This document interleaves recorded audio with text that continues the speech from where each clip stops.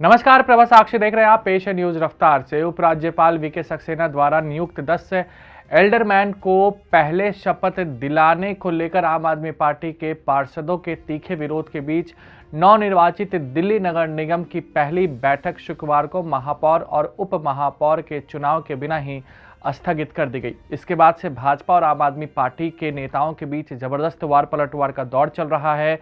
दिल्ली की राजनीति इसको लेकर काफी गर्म दिखाई दे रही है। प्रधानमंत्री नरेंद्र मोदी ने मुख्य सचिवों के दूसरे राष्ट्रीय सम्मेलन की अध्यक्षता की और कहा कि भारत को नई ऊंचाइयों पर ले जाने के लिए टीम भावना को मजबूत करने का यह एक शानदार मंच है। उन्होंने ट्वीट कर कहा कि मुख्य सचिवों के सम्मेलन में उपस्थित हूं। यह महत्वपूर्ण नीति संबंधी विषयों पर विचारों का आदान प्रदान करने और भारत को नई ऊंचाइयों पर ले जाने की टीम भावना को मजबूत करने का एक शानदार मंच है। केंद्रीय गृह मंत्री अमित शाह ने शुक्रवार को कहा कि राज्य में भाजपा की सरकार ने मणिपुर को उग्रवाद तथा बंद से पूरी तरह मुक्त कर दिया है और उसे विकास की राह पर लेकर आई है। शाह ने कहा कि भाजपा सरकार ने उग्रवाद का सफाया किया और राज्य के 6 जिलों से सशस्त्र बल विशेष अधिकार अधिनियम या आपसा हटा लिया गया है। दिल्ली में शुक्रवार को दूसरे दिन भी शीतलहर का प्रकोप जारी रहा और दक्षिण पश्चिम दिल्ली के आया नगर में न्यूनतम तापमान गिरकर 1.8 डिग्री सेल्सियस पर पहुंच गया।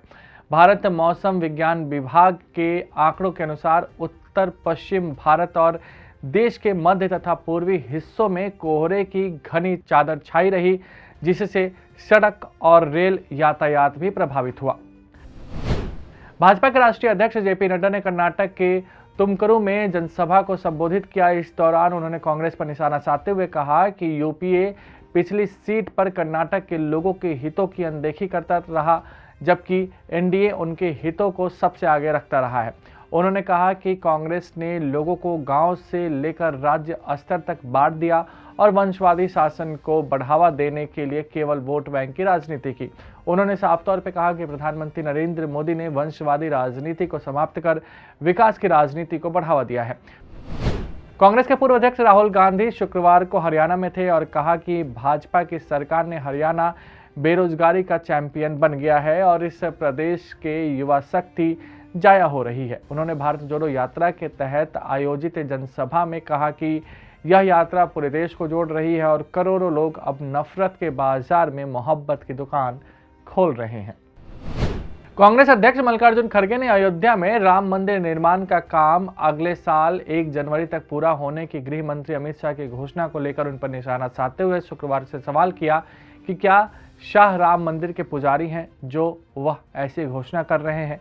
उन्होंने ये भी कहा कि ऐसी घोषणा साधु संत को करनी चाहिए और गृह मंत्री के तौर पर शाह का जो कर्तव्य है उन्हें उस पर ध्यान देना चाहिए। वैश्विक स्तर पर मिले जुले संकेतों और आईटी शेयरों में सुस्ती के बीच घरेलू शेयर बाजारों में लगातार तीसरे दिन शुक्रवार को गिरावट का रुख बना रहा और प्रमुख सूचकांक सेंसेक्स 60,000 अंक से नीचे आ गया।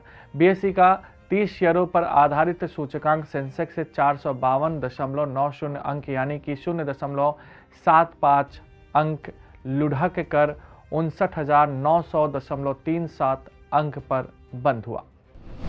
जापान के प्रधानमंत्री फूमियो किशिदा के अगले सप्ताह अमेरिका दौरे पर जाने से पहले दोनों देशों के रक्षा और विदेश मंत्रियों के बीच रक्षा सहयोग को लेकर वार्ता होगी।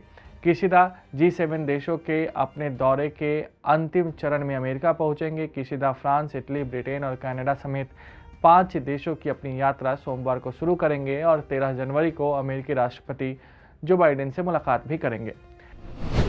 एशियाई क्रिकेट परिषद ने अगले 2 साल के क्रिकेट कैलेंडर को लेकर अपने अध्यक्ष जय शाह का बचाव करते हुए पाकिस्तान क्रिकेट बोर्ड के चेयरमैन नजम सेठी के आरोपों को बेबुनियाद करार दिया है।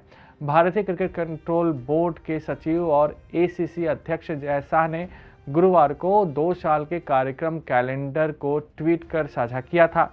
इसके बाद सेठी ने आरोप लगाया था कि ACC का कार्यक्रम साझा करने से पहले PCB को कोई जानकारी नहीं दी गई। अगर आप भी लेना चाहते हैं देश दुनिया की तमाम जानकारी तो आज ही सब्सक्राइब करें हमारे चैनल को। साथ ही नीचे दिए बेल आइकन को जरूर दबाएं ताकि हर अपडेट आप तक पहुंच सके।